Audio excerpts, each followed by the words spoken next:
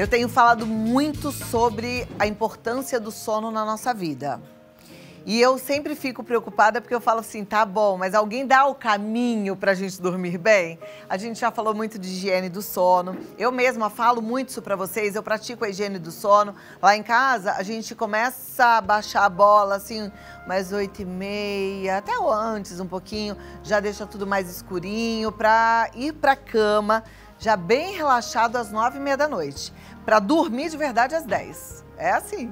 E dá certo, e é gostoso, né? A gente procura não comer tanto à noite. Ontem aprendemos que um pouquinho, lembro até da quantidade de 80 gramas de carboidrato, de preferência um carboidrato complexo como um arroz integral, uma batata doce, são necessários à noite para que a gente possa estimular os hormônios para entrar naquele sono REM, naquele sono profundo. Mas hoje a gente vai aprender sobre ronco e apneia. Normalmente, quem tem, por exemplo, um parceiro ou parceira que ronca, fica incomodado achando que o outro, ai, que chato que é, né? Falta de noção. Ronca a noite inteira, não me deixa dormir. Só que, gente, primeiro, quem ronca não gostaria de roncar. Segundo, quem ronca sofre, porque quem ronca não dorme bem. Sabia disso? Ah, você achava que era o contrário, né? Dormiu pesado, roncou a noite inteira. Não, quem ronca não dorme bem. Ronco e apneia representam 94% das queixas de sono atendidas por otorrinolaringologistas aqui no nosso país. A falta de sono, dormir mal, tem muito a ver com ronco e apneia e podem ser extremamente prejudiciais à saúde. Vamos entender a importância do sono e o perigo do ronco e da apneia com o otorrinolaringologista Danilo Sguiliar. Seja bem-vindo. Muito obrigada por estar aqui com a gente. Prazer. Obrigado, Cláudia. Danilo? Muito obrigado. Obrigada. Doutor, já vi que tem coisas aqui pra gente ver e aprender, né? Sem dúvida. Primeiro, deixa eu ver essa camiseta, o que está escrito aqui. Essas camisetas sempre têm mensagens boas. Dia Mundial do Sono. Ser feliz é dormir bem e respirar pelo nariz. Amei, olha. É. Muito bom, e é isso mesmo. Tem que respirar bem, né? E tem gente que não respira pelo nariz. Tem gente que só respira pela boca. Respira pela boca, É. nem sabe mais o que é respirar Nem pelo sabe o nariz. que é respirar pelo nariz. Tanto que a campanha reforça isso. A importância de se respirar bem pelo nariz. E é claro que isso reflete para um sono adequado. A gente dorme melhor assim, acorda mais descansado. Tá vendo? E o que é isso aqui? Isso aqui são as máscaras para tratar os pacientes com apneia do sono. Essa daqui é uma máscara que acopla num compressor de ar. Esse é o chamado CPAP, a máscara do isso é o CPAP. CPAP? Isso. Essa, na verdade, é só uma representação, são as máscaras. Isso A pessoa acopla... dorme com essa máscara. Exato, esse é um tipo de máscara nasal aqui assim, ó. Ó. Põe a tira atrás. Tem uma traqueia aqui que liga num compressor de ar. E é interessante que as pessoas que roncam e que têm apneia, elas sofrem tanto que elas amam quando elas descobrem o CPAP, que quando eu olho eu falo assim, meu Deus, dormir com isso deve ser horrível, mas é infinitamente melhor do que roncar, né? Exato, e ter sonolência diurna, por exemplo, ter risco de acidente, por exemplo. Vamos sentar aqui para conversar, Isso. então. Quero saber tudo. Quer dizer que quem ronca, quem tem apneia, tem risco de acidente? E Exato. sono durante o dia. Exato, exato. O problema da apneia é o fato de você acordar várias vezes à noite.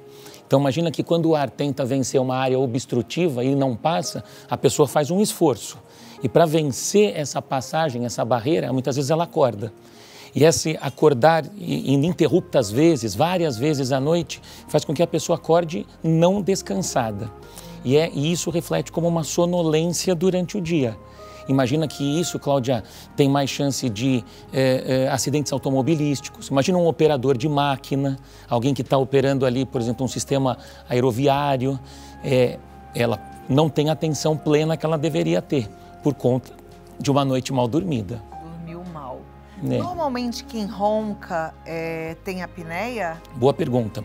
O ronco, eu no consultório falo, é a ponta do iceberg. Por trás pode existir a apneia obstrutiva do sono. A grande maioria das vezes, a apneia traz consigo o ronco também.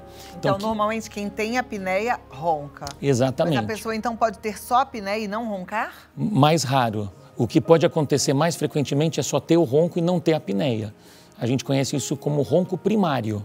Quer dizer, você tem o ronco, tem o barulho, mas não tem uma doença por trás bem instalada, que seria a apneia do sono. Pegando um pouquinho o gancho da camiseta, que você tá ali, né? Quem é feliz respira pelo nariz. Isso. Normalmente quem ronca e tem apneia é porque não está respirando pelo nariz? Essa outra ótima pergunta.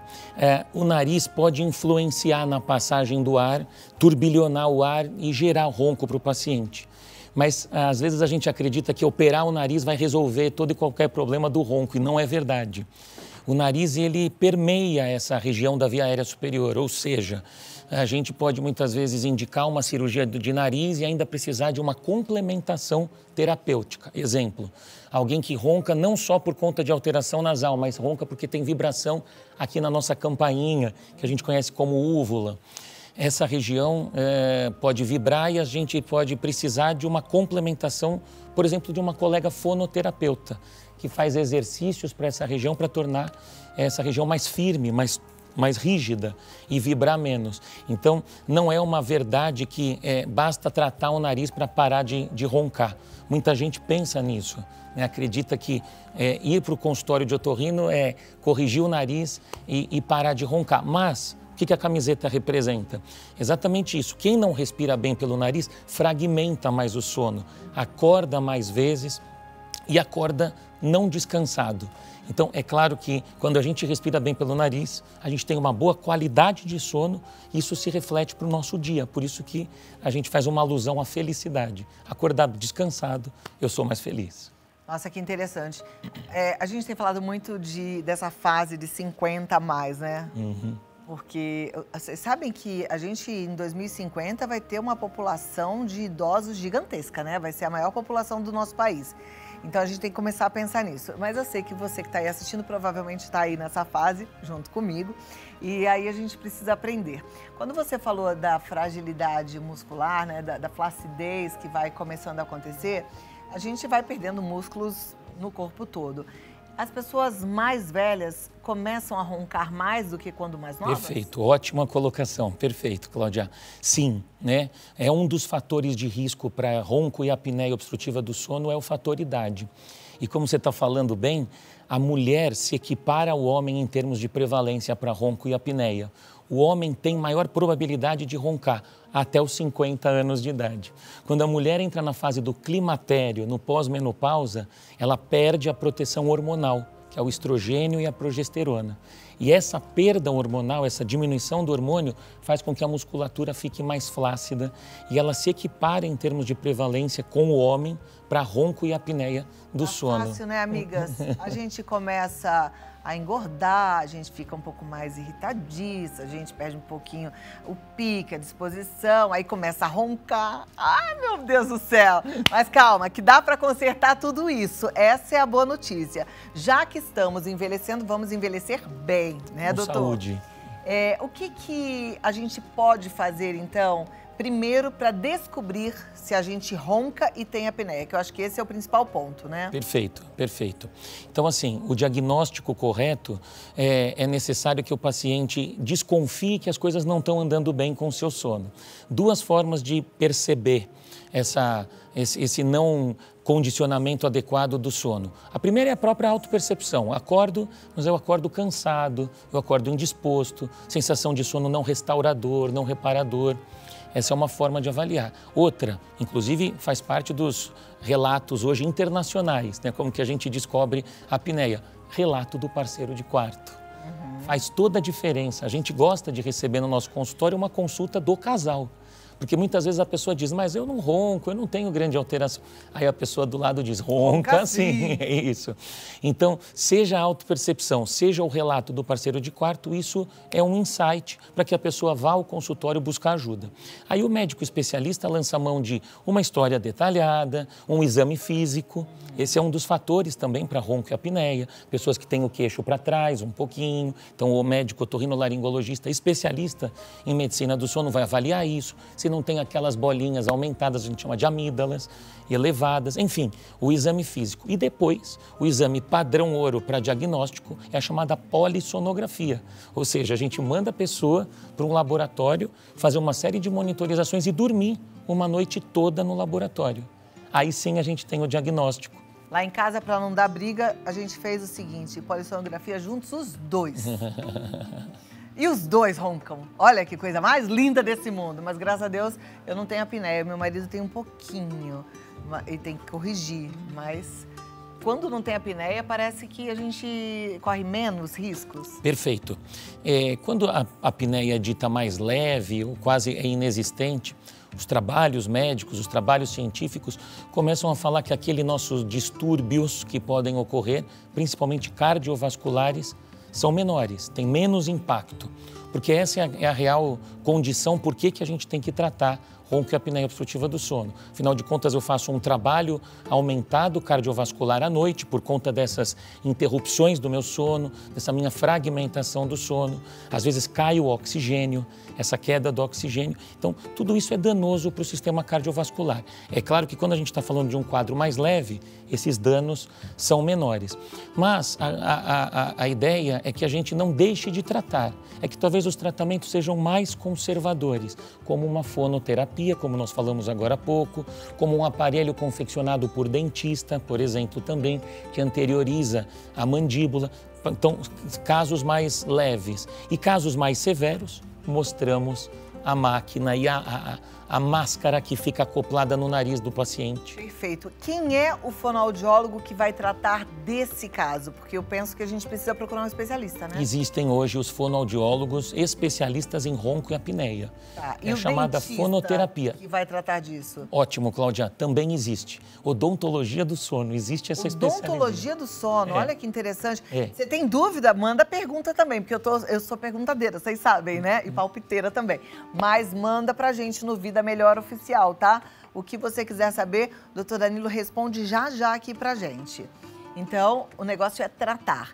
Muitas vezes a gente consegue evitar o uso do CPAP? Sim, sim.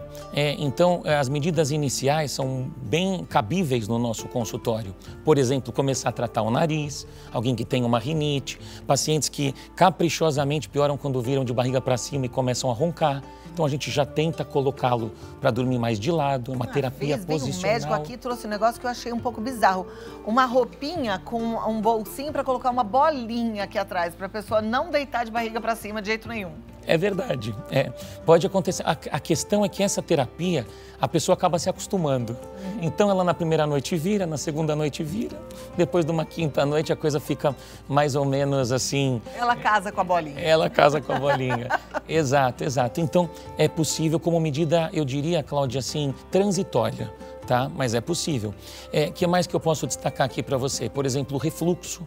As pessoas que têm aquele gosto amargo na boca, muitas vezes anda em conjunto com o ronco e a apneia. Então, a gente inicialmente começa a tratar o refluxo, medidas como, por exemplo, evitar medicamentos que façam relaxamento muscular. Por exemplo, Dorflex, vai, eu falei o nome comercial que não poderia, mas é isso que você está falando? Substâncias miorrelaxantes, principalmente os benzodiazepínicos. Posso te falar? Para dormir. Remédio para dormir. Esses remédios relaxam tudo. Relaxam mais. Isso. Olha, toda vez eu falo sobre esses medicamentos aqui, eu te digo, já conversei com vários psiquiatras aqui, benzodiazepínico, gente, não é para ser usado regularmente, com frequência. Eu preciso. Não. Hoje existem medicamentos, até indutores do sono e outras terapias, tem coisas naturais como a melatonina, por exemplo. Então, assim, tem que buscar e fazer a higiene do sono e achar esse caminho correto. Porque benzodiazepínico é para ataque de uma crise, é para emergência, Perfeito. Não é para constantemente, né? Perfeito, perfeito. Ótima colocação. Nós da medicina do sono também sustentamos essa questão, de que se for usar por um tempo curto, porque ele dá realmente esse prejuízo, aumenta o relaxamento muscular. E tantos outros, né, doutor? Porque afeta muita coisa. Claro, né? Claro. Tomar cuidado, prescrição só sob orientação médica. Perfeito. Você já tem sua pergunta? Mandou pra gente? Manda a pergunta lá que eu quero ouvir aqui do doutor. Remedinhos de nariz, já que às vezes a pessoa ronca e fala é porque o meu nariz vive entupido. Eles podem ser usados? Precisa tomar cuidado que é remedinho para nariz, né? Muitas pessoas usam aqueles vasoconstritores. Esses remédios são ruins para o nosso nariz. Então, eles inicialmente fazem com que a gente respire bem, né? Dá aquela descongestionada. Só que muitas vezes a gente troca a rinite alérgica por uma rinite medicamentosa. Olha que informação importante que eu estou te dando. Então, o remédio também causa um vício para a mucosa. Além do que ele pode ser absorvido e para o coração, aumentar a frequência cardíaca e dar chance, por exemplo, de arritmia. Então, essas substâncias que eu me refiro, chamada vasoconstritor. Tá? Quais são as substâncias que nós usamos no consultório que podem ser usadas? Não são essas que a gente usa para descongestionamento imediato. São chamados corticoides tópicos. E esses sim são bem prescritos. Vou dar um exemplo, então, fluticasona, mometazona, são esses os nomes de substâncias. Que está agora na moda, começa com S, esqueci o nome.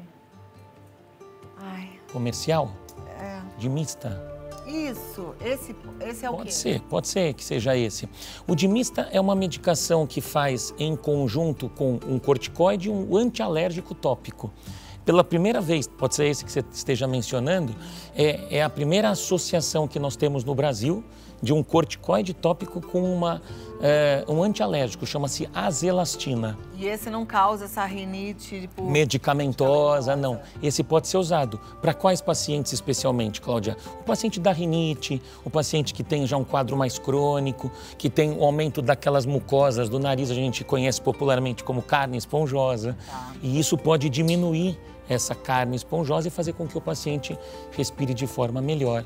Isso reflete beneficamente durante o dia e durante a noite. Perfeito. Lavagem nasal, aquela, agora voltou a moda, semana retrasada eu entrevistei um otorrino que falou dessa lavagem nasal. Isso. Qual é a sua posição em relação a ela? Que precisa tomar cuidado com a lavagem. Ela realmente é benéfica, mas se a pessoa usa com muita pressão, por isso que essa lavagem é conhecida como alto volume e baixa pressão. Porém, às vezes a pessoa imprime muita pressão na instilação do soro fisiológico. Isso, de certa forma, pode trazer algum malefício para o paciente. Por exemplo, esse líquido ganhar o ouvido, a orelha média, que a gente sabe. Então, porque existe um caninho chamado tuba auditiva, que liga o nosso ouvido, a orelha média, ao nariz. Então, se a pessoa tomba a cabeça, faz com muita pressão, crianças têm essa tuba mais horizontalizada, nós adultos mais verticalizada. Pela gravidade é mais difícil a gente ganhar a orelha média. Mas, de repente, se a gente tomba, então fica a favor da gravidade ou faz em criança com muita pressão, pode ser danoso para a gente. Então, é legal falar dessa coisa de criança, porque às vezes, no desespero mesmo, que eu já tive os meus pequenininhos, vejo hoje a luta dos meus filhos, do meu filho com a minha nora, com o meu neto, né? Eles não gostam, ainda mais quando são bebezinhos. E aí o pai, às vezes, e a mãe quer fazer rápido. Aí, na seringuinha, muitas vezes vai uma pressão forte, não pode. É devagarinho, né? É bem levinho. Eu comprei uma garrafinha, já contei pra vocês. Comprei até na internet mesmo, no Mercado Livre. Baratinho, foi R$19, sei lá. E ela tem uma pressãozinha tipo nada, assim, isso, sabe? É um botãozinho que a gente aperta.